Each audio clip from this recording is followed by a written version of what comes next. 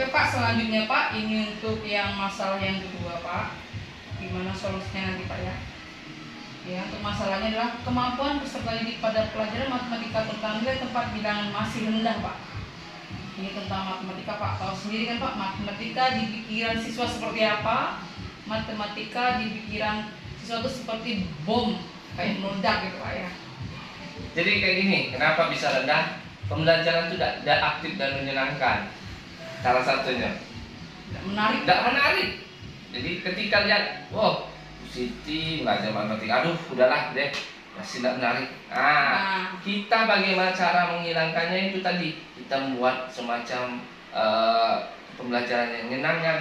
Mungkin dengan lagu, kayak kita kayak di TK kan 1 ditambah 1, ayo, nah kayak gitu, kita buat kayak gitu.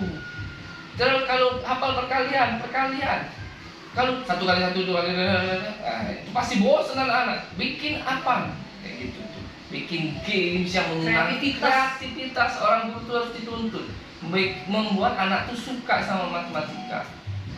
Itulah tanggung jawab kita sebenarnya. Untuk mereka tuh suka dengan pelajaran yang kita ajarkan.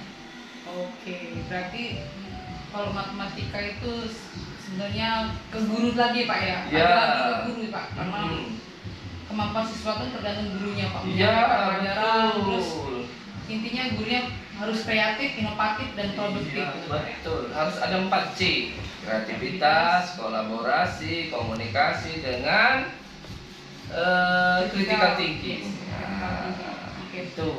Nah, untuk selanjutnya Pak, menurut Bapak ini ya, untuk pembelajaran matematika ini Pak, model apa Pak yang sesuai Pak untuk pembelajaran matematika ini Pak?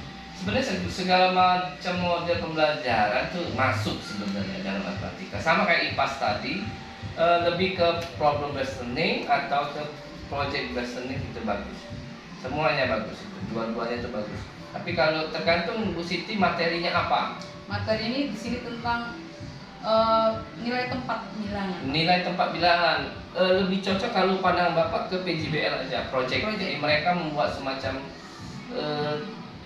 apa ya, kayak papan papan. Oh, ketika ini tambahin apa? Ketika ini jadinya ini, hasilnya berarti riwayat. Ya. Jadi mereka bisa tahu ketika ini dihilangkan jadinya apa. Jadi bikin semacam papan pendukung, alat pendukung yang bisa membuat pembelajaran itu jadi aktif dan menyenangkan. Oke, berarti untuk media kita memilih papan ya Pak? Papan. Boleh papan, boleh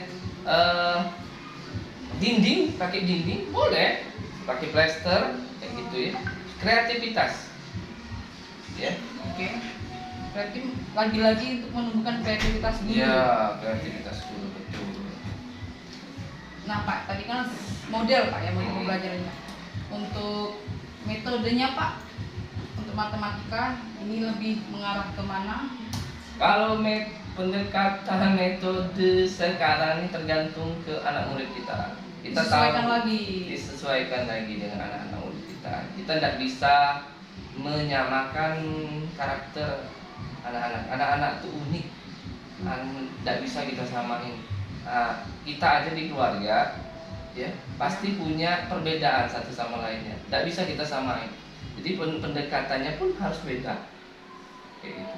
Kita sudah tahu anak murid kita kayak gini, artinya Pak boleh nggak lebih dari 2-3 pendekatannya? Boleh, tidak masalah. Begitupun metode juga nggak masalah, karena itu sesuai dengan karakteristik keunikan dari siswa kita. Seperti itu.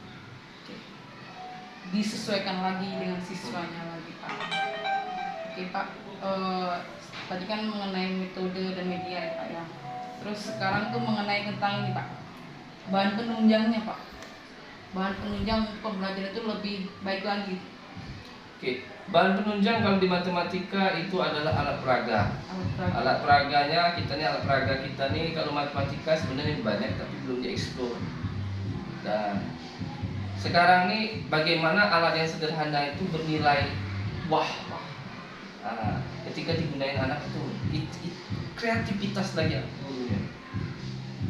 Jadi jangan lagi guru sedih. Kalau disebut kita orang bilang kan sedih kan, guru sedih. Ya, jadi guru SD itu apa? Memang tidur.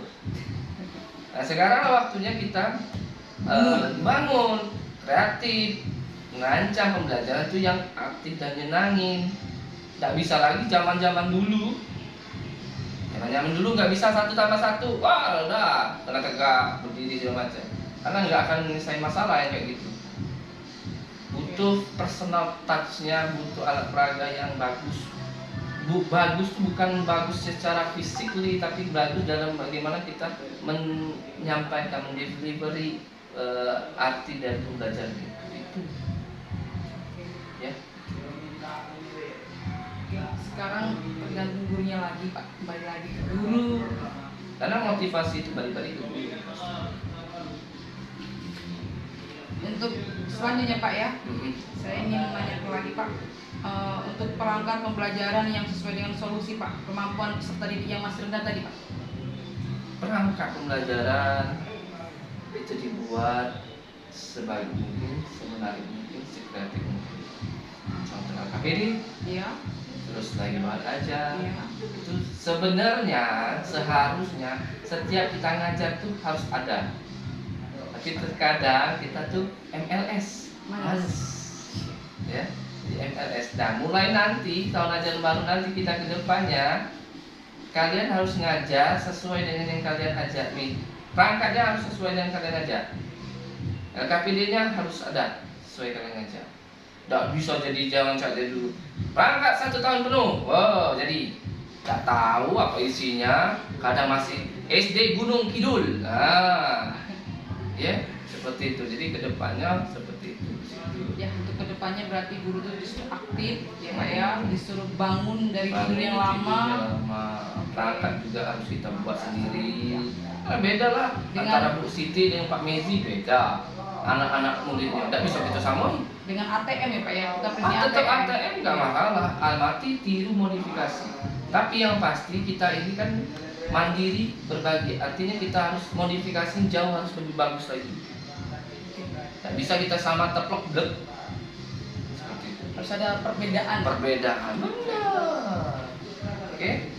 Ya Pak. Sepertinya sudah cukup Pak dengan wawancara ini, Ya. dan saya ucapkan banyak-banyak terima kasih kepada Bapak Mas Agus Ali Kameni selaku Kepala Sekolah SDN 204 Palembang. Sama-sama, Bu Siti. Semoga bisa membantu ke depannya untuk lebih lancar lagi dalam tugas PPT Darjab tahun 2023 ini. Ya, amin. Saya akhiri Pak. Wassalamualaikum warahmatullahi wabarakatuh. Waalaikumsalam.